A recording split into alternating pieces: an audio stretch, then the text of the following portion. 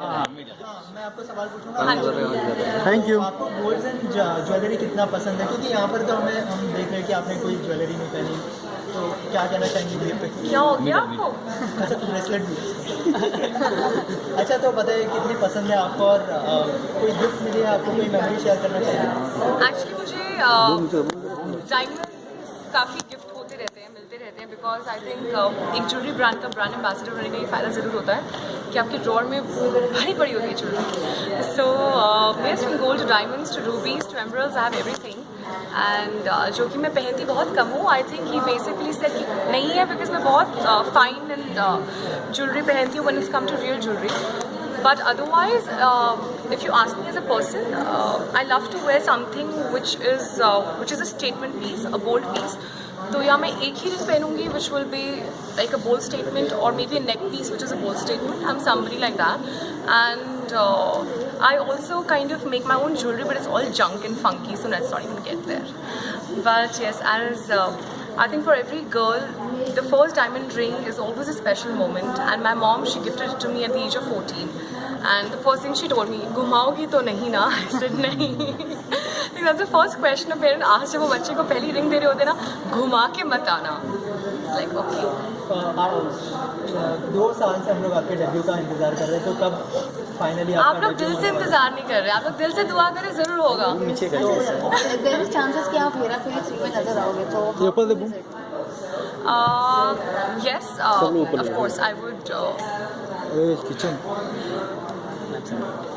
यार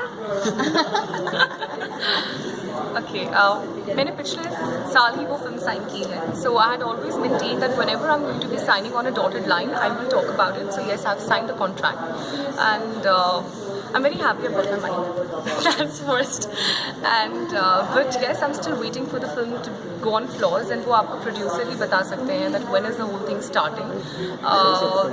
So I actually don't know anything about on it going on the floors or what and what's there. All I know is that मैंने पिछले साल sign किया. अच्छा, काफ़ी delay हो गई है सुना गया, तो क्या रीज़न है इसके? डिले का ये आप ही ने सवाल किया था. यही है वो आदमी, देखो इसको ध्यान से. अभी पिछले एक इवेंट पे भी इसने यही पूछा था, डिले हो गई है. प्रोड्यूसर से पूछना डिले क्यों कर रहे हैं, मेरा डेब्यू डिले हो रहा है. आपको भी आप लोग इंतजार कर रहे हैं. No. So jokes apart, but I have also started looking into other subjects now, because उस फिल्म से मेरा लॉन्च होना था हेरा फेरी से, जो डिले हो रही है. बट एक वक्त ही है जो उस इंडस्ट्री में आई थिंक किसी के पास होता नहीं है, एंड वक्त आपको पीछे छोड़ जाता है अगर आप वक्त के साथ नहीं चलते. सो डिले हुआ, that's okay, I am sure it's gonna be for the good. So I have started looking into other projects now. so how was your working experience with the stars? Sweety, वो shoot, that's what he said, the film has got delayed. वो film अभी शुरू ही नहीं हुई है. Okay, तो हेरा फेरी का first और सेकंड पार्ट 2 रिलीज हो चुके, तो आपको पर्सनली कौन सा अच्छा लगा?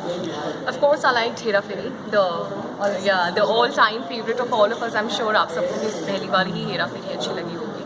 And second one was also very good, but as my personal favorite, the first one. And when the third one releases, of course, I'm in it. It will become my personal favorite too. And I think it's as a person, I never thought, like when I walked into this industry, I really didn't think that मुझको इतनी बड़ी cult film से launch मिलेगा या मैं sign करूँगी. Launch तो अभी हुआ नहीं है, and so it was very very good to at least be considered as a part of that project. Ma'am, आप कौन से स्टार के साथ काम करना चाहिए, Bollywood star? See, I would like to say that star क्या होते हैं ना, वो रात को निकलते, दिन में आपको नजर आता है. तो मोर तो स्टार्स बनते हैं, मिटते हैं, एक्टर हमेशा रहता है. So I would want to work with all the actors in Bollywood, and stars आप लोग हमें बना देते हैं. Otherwise we all are just like a doctor, an engineer और मैकेनिक. आप आई थिंक आप ओके, इंडिया का नंबर 1 डॉक्टर कौन है आपको नहीं पता. आप इंडिया का नंबर 1 इंजीनियर कौन है. We all are doing respectively well in our fields, I think because Bollywood and cricket is loved so much, तो इसलिए वो ज़्यादा फोर फ्रंट पे आता है.